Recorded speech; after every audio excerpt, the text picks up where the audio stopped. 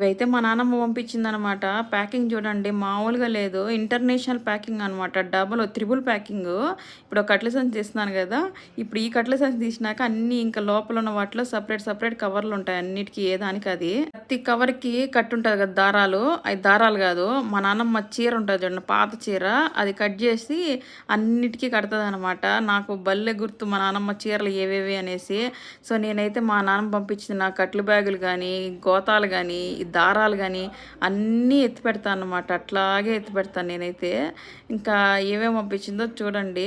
ఇంకా నన్నడిగింది ముందు రోజే ఏమేమి కావాలి ఏంటి అనేసి. ఇంకా ఇవన్నీ పంపిస్తున్నాను నీకుండాయా లేవా అనింది.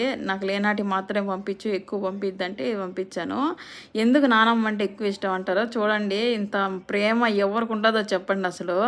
ఆమె గుర్తుపెట్టుకొని మరీ నాకు ఇంత దూరం పంపించింది అసలు. ఎవరైనా ఉంటారా? చూడండి దీనికి కవర్‌కున్న దారం చూడండి. అది అది కూడా మా నానమ్మ చీరే అనమాట. మీ నానమ్మ కూడా ఇలానేనా? కామెంట్ చేయండి.